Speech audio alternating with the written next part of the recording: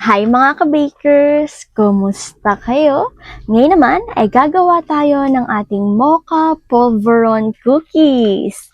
Handa na ba kayo? Ang mga kailangan natin ay butter 75 grams, condensed milk 350 grams, cornstarch 400 grams, cake flour 100 grams, at coffee stick na 2 piraso. Ilagay na natin ang cake flour at cornstarch, butter or margarine, ang pinaghalong condensed milk at coffee stick. Atin na itong haluin ng haluin or atin na siyang masahin hanggang po sa tuluyan na magsama-sama ang mga sangkap na ating inilagay dito.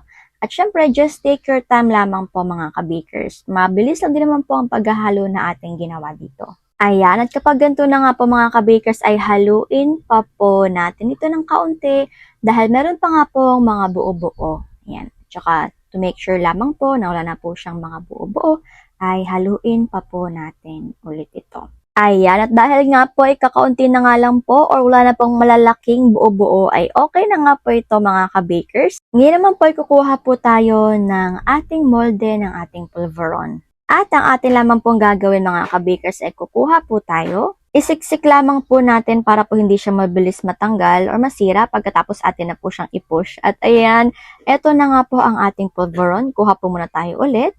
Siniksik po natin yan na maigi para po hindi po masira ang kanyang shape. Pagkatapos ay atin na po siyang i-push. Ayan, at yan na nga po mga ka-bakers ang ating polvoron. At eto na nga pong lahat ang ating mga nagawa na sobrang sarap naman po talaga. At higit sa lahat ay napakabenta. Okay, no, kailangan pa po natin itong ilagay sa ating oven para po maging cookies polvoron or polvoron cookies na nga po ito. Ang oven temperature po natin dito ay 200 sa taas, 200 sa baba at ang baking time ay 10 minutes lamang. Pagkatapos po ng 10 minutes ay luto na nga po ito. Atin na nga pong hanguin para po maipalamig na rin po natin ito. Okay, at dahil nahango na nga po, ay eto na nga po ang ating finished product mga ka-bakers na sobrang sarap at sobrang yummy naman po talaga.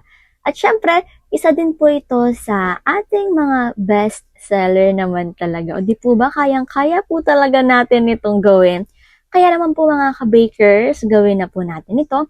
At pwede rin po pala natin itong ibalot sa lalagyan po ng mga polvoron.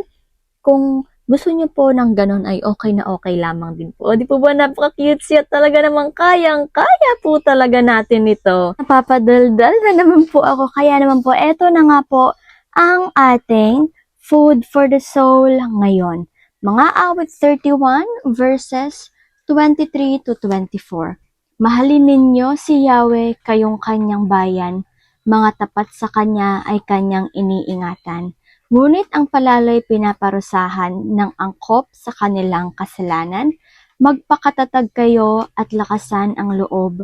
Kayong kay Yahweh nagtitiwalang lubos. Amen, amen, amen. Huwag talaga tayong mawala ng pag-asa sa ating Panginoon dahil siya ay palaging nandyan para sa atin. Tayo ay kanyang nililigtas, at siya lamang ang ating Panginoon at Kristo. Siya ang ating tagapagligtas, ang hari ng mga hari, ang nabubuhay magpakailanpaman, at siya ang Panginoong Diyos.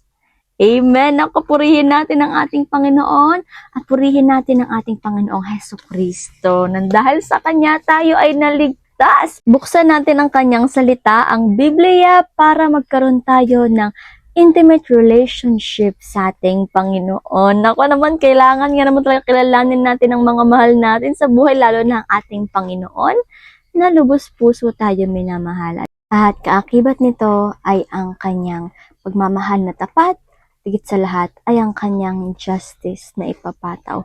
Kaya naman, tayo ay magsisi at talikuran natin ng ating mga kasalanan. Wala namang mga perpekto, ngunit ang pagsisisi talaga ay ang pagtalikod sa ating mga kasalanan.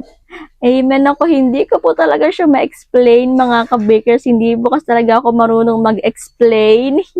Pero kailangan nating basahin ang ating Biblia dahil nakalagay doon ang salita ng ating Panginoon. At para makilala natin siya ng maigi, siya, magpapaalam na nga po muna ako. Paalam muna, take care, at higit sa lahat ay God bless.